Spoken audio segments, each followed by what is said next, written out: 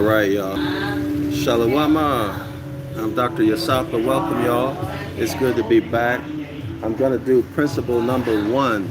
Principle number one of the characteristics or characters of natural law. All right. Let me go ahead and show you the title of the cover. I'm going to do these principles in separate videos. Okay. So let me show you the cover. All right, so y'all should download this book right here, Volney's Ruins. All right, I'm going to be coming to you from the book that's attached to this, which is The Law of Nature.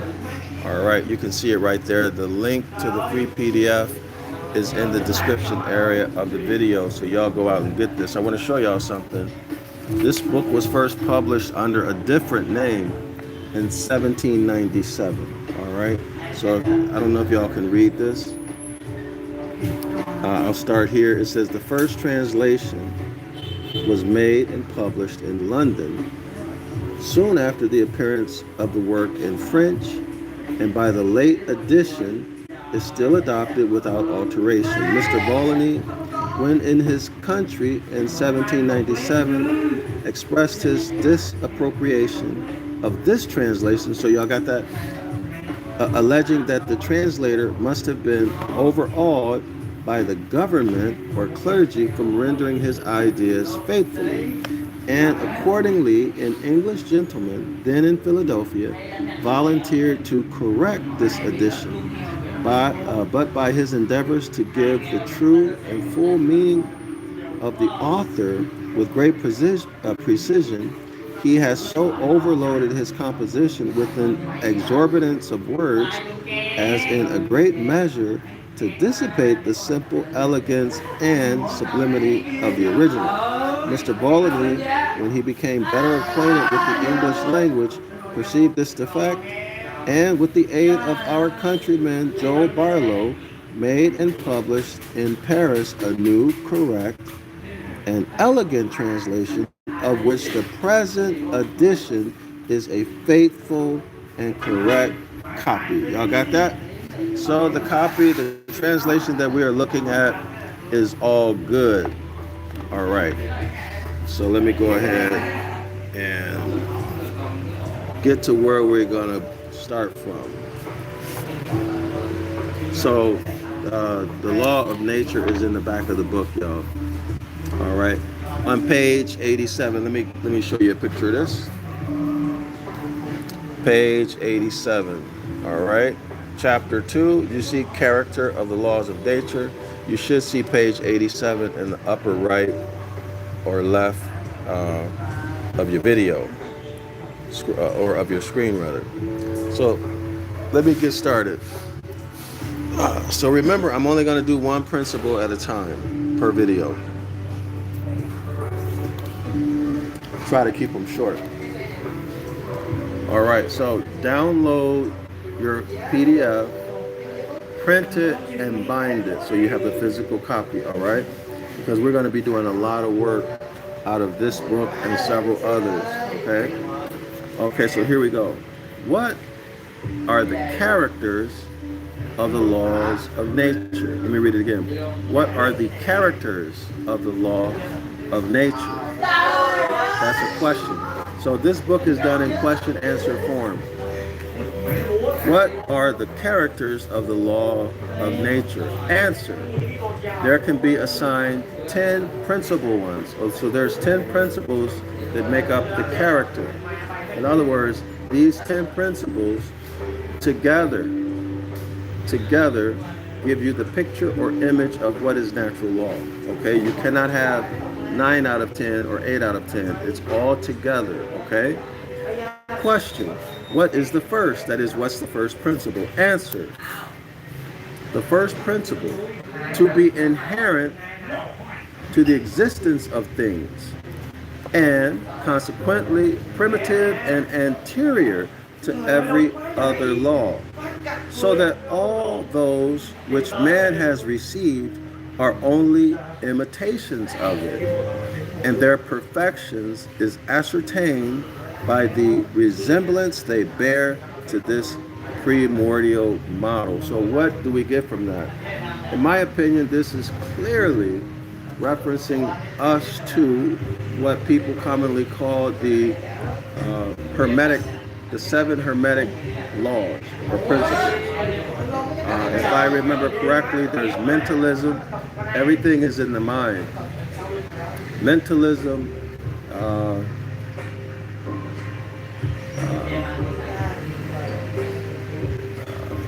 correspondence,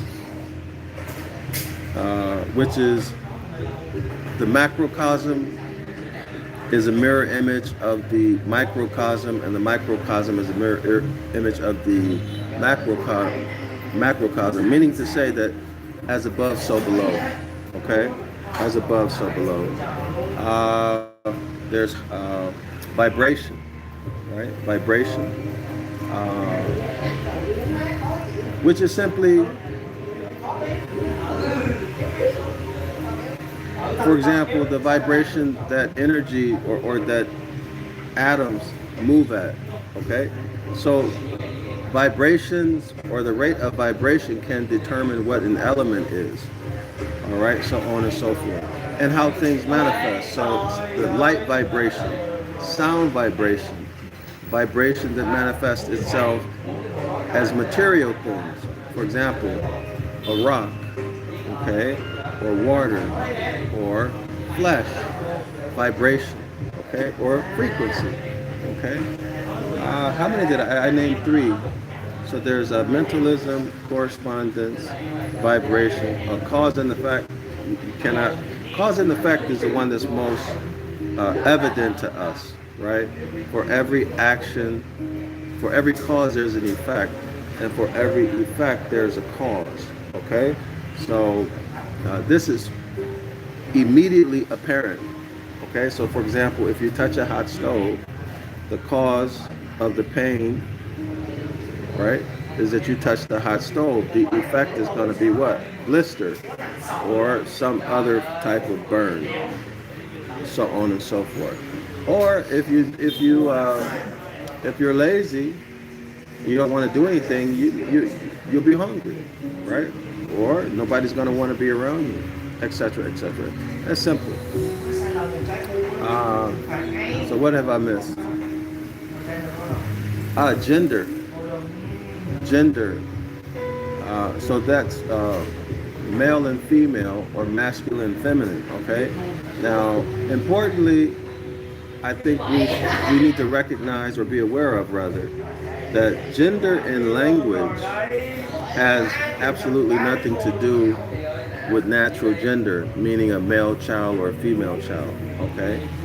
Gender in language simply means a pattern of spelling. If you want to know more about that, subscribe to the 101 Ancient Ibaryath course, okay? You can get that. Now there's another form of gender, which is a receiver and a giver. So the male is the giver, the female is the receiver, so penis and vagina, right? Then there's also the mental type of gender, which are those thought patterns that are characteristic of a woman and those that are characteristic of a man, right? And then there are those faculties that can be male and female. For example, the analytical faculty, okay, that's often said to be masculine. Then there's the creative and intuitive faculty of the mind, which is often said to be feminine. And you might take note that the intuitive and creative faculties of the mind, at least in my opinion, are vastly more powerful than the analytical faculty of the mind. Okay? In other words, intuition will give you information that's not available to your conscious mind. Okay? The processing is beyond anything we can describe or that we know of. All right, did I say 7? Gender. I don't know if I said polarity. Did I say polarity? Maybe. Okay, so polarity. So polarity, for example, uh, everything is the same. So for example, let's take a look at love and hate, right? So love and hate is really the same thing. The only difference is the degree. So if there's a lot of love, we call that love, right? If love is absent, okay, maybe we can call that. Hold on a second. That's not a good example. Let me change that. Hold on. I gotta fix something, y'all. I got my mosquito repellent fell over. Give me 1 second, y'all. I got to have my mosquito repellent right because they like to bite me. All right, sorry about that. So let's not use love. Let's not use love and hate, because hate implies, at least in my mind, hate implies action, okay? Destructive type of action. So let's just use something more simple like temperature, hot and cold. Okay, so hot and cold is the same thing. On the extreme end of hot, there's massive, or let's say all the heat present in the universe, for example, present on one end of the pole.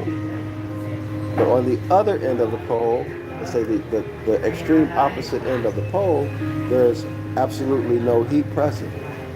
Okay? So polarity. All right?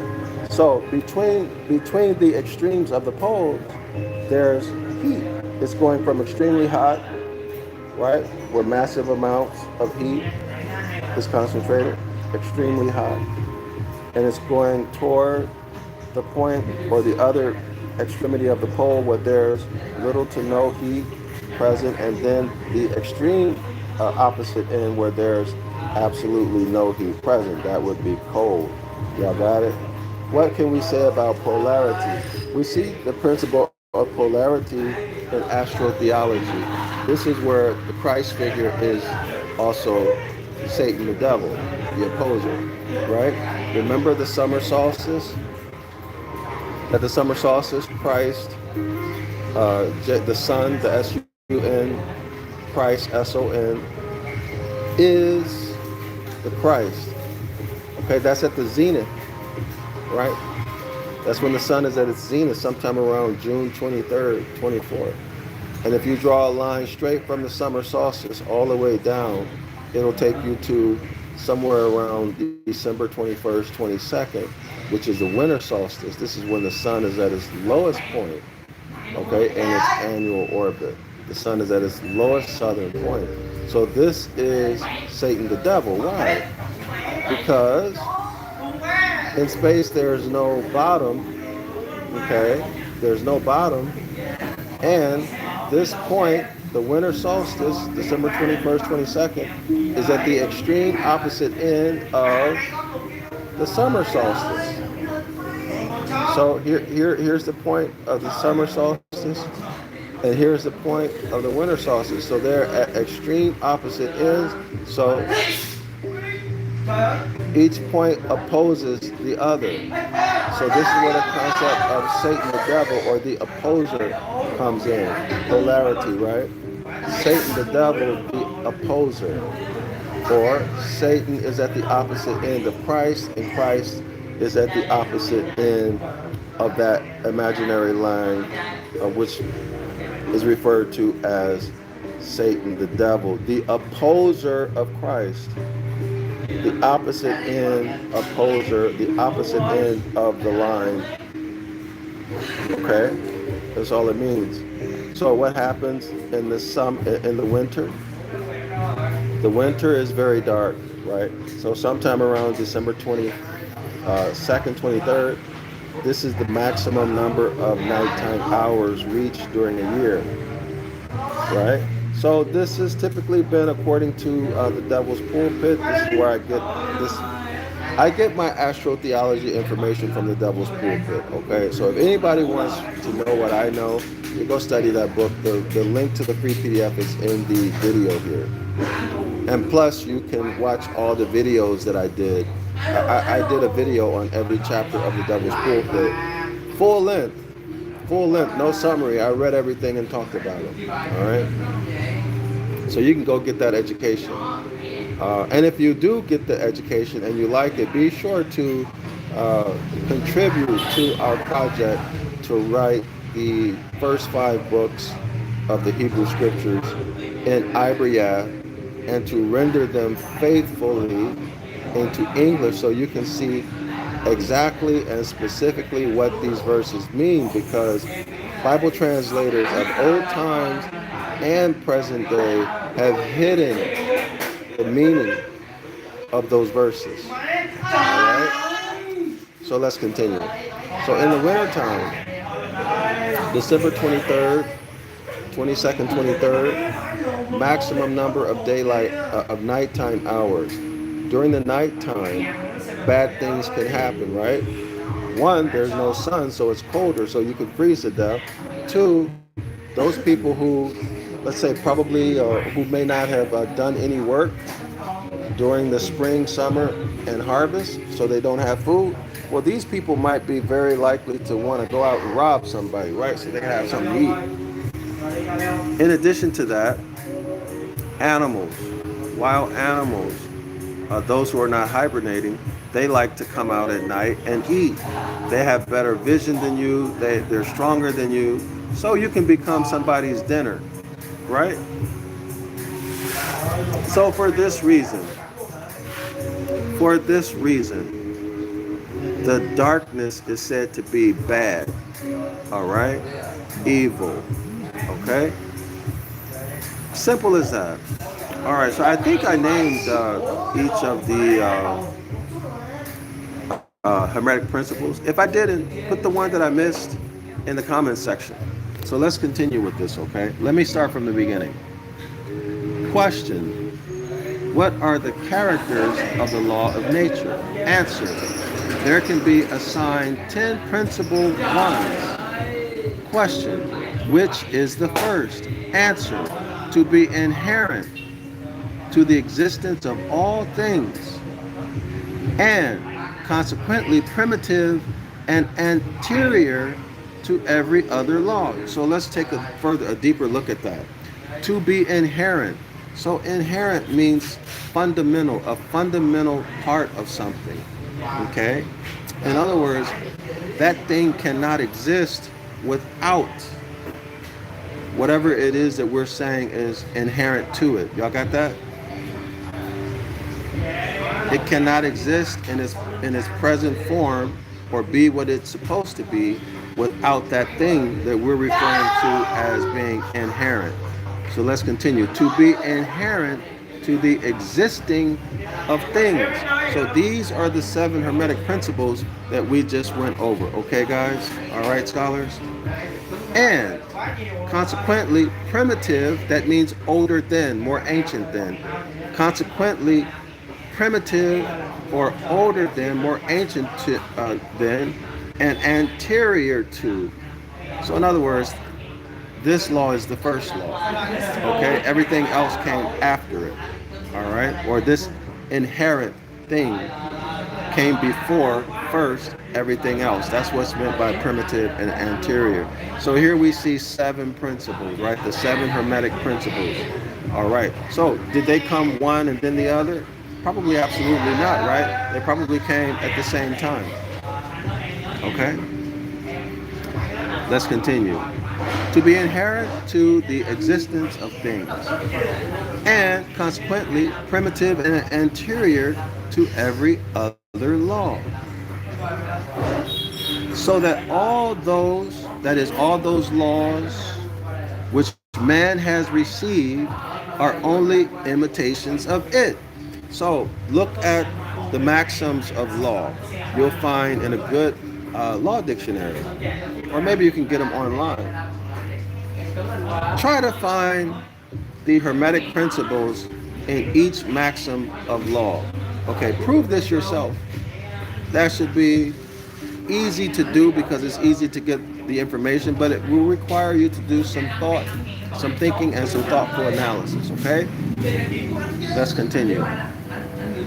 So that those which man has received are only imitations of it, and their perfection is ascertained by the resemblance they bear to this primordial model.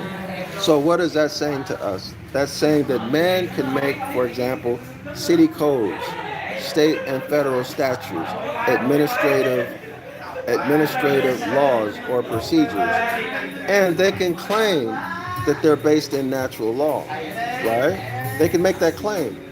But is it true? Are they really based in natural law? Well, square them up against the 7 Hermetic principles. Square them up against, as a matter of fact, square up the maxims of law, square those up against the Hermetic principles, and see if they actually square with the principles. Okay, if they don't, scrap them. Scrap them. It doesn't matter if you're right or wrong. What matters is that you go through the process of doing analysis on your own, learning to trust your own analytical, creative, and intuitive mind. You might find out 6 months later or 5 years later that you were wrong, that you missed something. Well, that's okay. Doesn't matter, okay? Because as you go through this process, you'll develop your mind. You'll harmonize yourself with nature, and things that you cannot see now will come into your perception. All right? So don't worry about whether you're right or wrong. Worry about going through the process and the discipline, okay? Developing the discipline of analytical thinking, the discipline of reading, and the discipline of trusting yourself, okay? You should not trust anybody else. Don't even trust me. Don't trust me. Trust yourself. You go over everything, all right? Okay, so that's the end of the first one. So I'm going to close this video out. I hope y'all got something from it. Study it. If you see something differently than I see it, let me know in the comments section so I can check out what you know and what your conclusions are. I don't pretend to know everything. Not at all. I'm still a student, right? I'm still a student. So be generous. Let me know what y'all think in the comments section. If you see something, point it out to me. I'm Dr. Yasapa from Zion Law School. Make sure y'all support our project to rewrite the first 5 books, or the book of the law, into Ibaryath, along with a honest, precise translation of the Ibaryath into English, so you can see exactly, specifically what the verses say in English. All right, don't forget to do that. My PayPal, the link is in the description area, and my Cash App is in the description area. I prefer y'all stay in Cash App, okay? Because I think everyone knows that PayPal, they take too much money, and you know it's but anyway, eventually, if y'all want me to set up well, that's something else, but y'all make sure y'all support that, okay? Because there's no reason we should not have our own books. I've demonstrated, I've proven that I have the skill, the discipline, the will, the determination to do the work. I need support. I need y'all support so we can have our own book of the law that's honest.